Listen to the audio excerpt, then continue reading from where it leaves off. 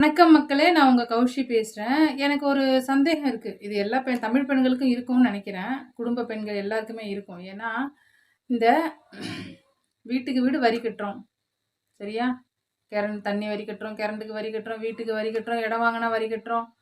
எல்லாத்துக்குமே நம்ம கவர்மெண்ட்டுக்கு பணம் கட்டுறோம். அது பத்தலையா என்னன்னு எனக்கு தெரியல. இப்ப இந்த ஒயின் ஷாப்புங்கிறத ஏன் தொறக்குறீங்க? அதுல தான் மக்களுக்கு கவர்மெண்ட்டுக்கு பணம் கிடைக்குது. அதில தான் மக்களுக்கு சேவை செய்றாங்க. அப்போ அடுத்தவன் வயித்துல அடிச்சு, அடுத்தவன் குடிய கெடுத்து, எத்தனையோ பேர் கண்ணீர் சிந்தின அந்த காசுல தான் நீங்க பஸ் ஸ்டாண்டு கட்டுறீங்க, பாலம் கட்டுறீங்க, ஹாஸ்பிட்டல் கட்டுறீங்க, குழந்தைங்களுக்கு மருத்துவ செலவு பார்க்குறீங்க. எல்லாம் இலவசமா பண்றீங்களா? ரேஷன் கடையில இலவசமா குடுக்குறீங்க, ஃப்ரீ பஸ் குடுத்துருக்கிறீங்க. இது எல்லாமே ஒயின் ஷாப்லேருந்து வர காசா? எனக்கு தெரியல. ஏன்னா, நீங்க ஈஸியா ஒயின் ஷாப் மது நாட்டுக்கும், வீட்டுக்கும் கேடுங்கிறீங்க. அப்புறம் பைக்ல போம்போது எதுக்கு ட்ரிங்க் அண்ட் டிரைவான்னு செக் பண்றீங்க? என்ன சொல்லுங்க, நான் பதில் தெரியல. எதுக்கு செக் பண்றீங்க நீங்க? நீங்க தானே ஒயின் ஷாப்ப தொறந்து எல்லாரும் குடிங்கங்கிறீங்க. எங்களுக்கு அதுல தான் காசு வருது. ஜெயலலிதா அம்மா ஒரு பீரியட்ல கொஞ்ச நாள் நிப்பாட்டி வச்சிருந்தாங்க. பெண்கள் ஆர்ப்பாட்டம் பண்ணாங்க அப்டின்ட்டு. அதுல உங்களுக்கு நெறைய ஓட்டு போட்டாங்க. ஜெயலலிதா அம்மாவும் ஜெயிச்சாங்க. அவங்க ஓரளவுக்கு ஒரு குறிப்பிட்ட ஸ்டேஜ் வரைக்கும் அவங்க கடைய அடைச்சு வச்சிருந்தாங்க. ஆனா, அதுக்கப்புறம் அவங்களும் திறந்துட்டாங்க. எனக்கு தெரியல. நீங்களே எப்படி இதுக்கு பேர் தான் புள்ளையும் கிள்ளி விட்டு தொட்டிலையும் ஆட்டுறது. அப்படிதானே? நீங்க பாட்டுக்கு தொறந்து வச்சுடுறீங்க. எத்தனை பேர் வீட்ல போய் பொண்டாட்டிய இழுத்து போட்டு அடிச்சு போடுறாங்க. பிள்ளைங்கள வீட்ட விட்டு விரட்டுறாங்க. அடுத்தவன் பொண்டாட்டிய தப்பா பார்க்குறாங்க போதையில. அடுத்து சின்ன சின்ன பெண்கள தப்பா பார்க்குறாங்க. இன்னைக்கு நடக்கிற பாலியல் வன்கொடுமை, சைல்டு அபியூஸு, வரமுறை தெரியாத, வயசு வித்தியாசம் தெரியாத, நாய் மாரி நடந்துக்கிறதுக்கு முக்கியமான காரணம் அந்த போதையும் ஒரு விஷயம். தெரியுமா உங்களுக்கு?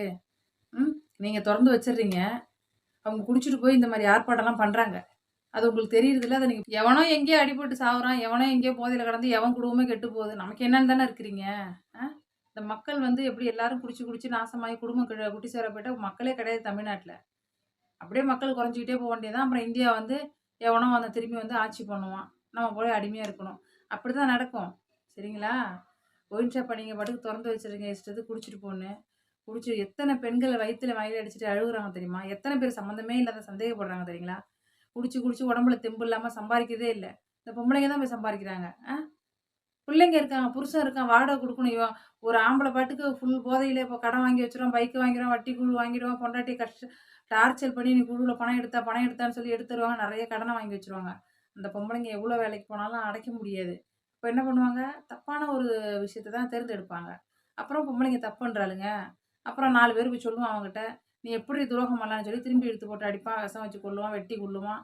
என் புள்ளைங்க அனாதையா நடுத்தெருவுல நிக்கும். இவ்வளோ விஷயம் இருக்கு அதுல. தெரியுமா? ம். நீங்க ஒயின் ஷாப்புங்கிற ஒரு விஷயத்த தொறந்து வச்சுடுறீங்க. அப்புறம் நெறைய ஒயின் ஷாப் பார்த்தீங்கன்னா, தெரு இருக்கிற இடத்துல, ஏரியா இருக்கிற இடத்துல நீங்க தொறந்து வைக்கிறீங்க. ஒரு மக்கள் ஒரு ஃப்ரீயா நடக்க முடியல. இப்ப எங்க அக்கா குடியிருக்கிற இடத்துலலாம் பார்த்தீங்கன்னா, பின்னாடியே ஒயின் ஷாப்பு. நைட்டா பகலா நடந்துகிட்டு இருப்பாங்க. கேட் வழியா ஏறி ஏறி குதிச்சு போயிட்டு இருப்பாங்க. நம்ம ஒரு பாதுகாப்பா ஒரு குழந்தைய தூக்கிட்டு போய்லாம் அங்க நிக்க முடியாது. பார்வையே சரி இருக்காது. ஏன் இப்படி பண்றீங்க? அ அப்புறம் அப்புறம் இப்படி பண்ணிட்டு எதுக்கு நாட்டுக்கும், வீட்டுக்கும் கேடுங்கிறீங்க? சினிமாவுல பாருங்களேன், சரக்கு அடிக்கக்கூடாதுங்கிறீங்க. யங்ஸ்டர்ஸ்லாம் ஒரு ஹீரோ ஸ்டைலா தம்ம இழுத்து விட்டா என்ன பண்ணுவான்?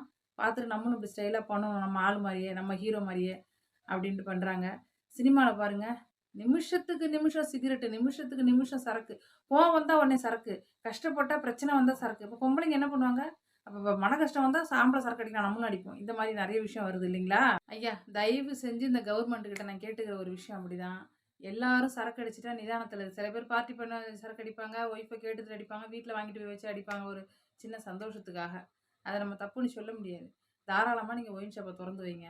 இந்த தெரு இருக்கிற இடத்துல, பெண்கள் நைட்ல வேலைக்கு போயிட்டு வர இடங்கள்ல, தனிமையா இருக்கிற ஒரு வழியில, அப்படிலாம் வைக்க கொஞ்சம் ஒதுக்குப்புறமா வைங்க. எங்கேயோ ஒரு ஆத்தாங்கர ஓரத்துல, ஒரு சுடுகாட்டு ஓரத்துல குடிச்சிட்டு சுடுகாட்டிலேயே கடந்துட்டு அங்கேயே புதைஞ்சு சாவட்டும். அ அந்த மாரி ஒதுக்குப்புறமா நீங்க ஒயின் ஷாப்ப வைங்க. ஊர் மத்தியில, ஊர் ஓரத்துல, மக்கள் நடமாடுற இடத்துல தயவு செஞ்சு வைக்காதீங்க. எவன் நகையா இருக்கிறான், எவன் பாலியல் தொல்ல குடுக்குறான், ஒரு பொண்ண நோட்டம் விட்டுக்கிட்டே இருப்பான். அவனுக்கு இப்போ ஒரு பொண்ண பார்த்த உடனே ஜிவ்வுன்னு ஏறிடும். அவன் அப்படியே கங்கணம் கட்டிட்டு 4 ஆள வச்சு கடத்துவான். ஒரு குழந்தைய தூக்கிட்டு நிக்க முடியாது. செயின் அறுத்துட்டு போவான். இவ்ளோ விஷயம் நடக்குது. நீங்க ஊர் மத்தியில ஒரு ஒயின் ஷாப் வைக்கிறதுனால. வைக்கணும்னு முடிவு பண்ணிட்டீங்க. புள்ளையும் கிள்ளி விட்டு தொட்டிலையும் ஆட்டணும்னு முடிவு பண்ணிட்டீங்க.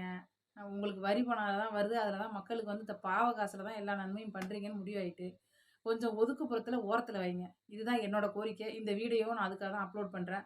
2வது நெறைய பேர் சரக்கு அடிக்கிறீங்க. சரக்கு அடிச்சுட்டு என்ன ஆகுதுன்னா, உங்களுக்குள்ள தூங்கிட்டு இருக்க மிருகத்தன்மையான ஒரு குணம் வந்துருது. அந்த குணம் வரும்போது நீங்க என்ன பண்றீங்க? அக்கா, தங்கச்சி இல்லாம, மொற பார்க்காம, ஒரு வயசு வித்தியாசம் இல்லாம, நாய் நாய் தான் நடு ரோட்ல பண்ணும். அந்த மாரி கேவலமா நடந்துக்கிறீங்க. கொஞ்சம் என்னதான் சரக்கு அடிச்சாலும் நிதானத்தோட இருக்கிறவங்களும் இருக்கிறாங்க. நிதானம் கெட்டு போறவங்களும் இருக்கிறாங்க. குடிச்சுட்டு நீங்க பாட்டுக்கு பைக் ஓட்டுறீங்க. எத்தன ஆக்சிடென்ட் ஆகுது. அடிபட்டு நீங்க செத்துட்டா பரவால்ல. ஆப்போசிட்ல நீங்க போய் இடிக்கிற ஆளும் சாவுறான். அவன் பொண்டாட்டி புள்ளையோட வரான். மாசமா இருக்கிறவங்களுக்குலாம் பாரு நடுவுல ஆக்சிடென்ட் ஆயி புள்ளையே பொறந்து புள்ளையும் செத்து கிடந்து ரோட்ல. அதெல்லாம் பார்க்கும்போது ரொம்ப வேதனையா இருந்தது.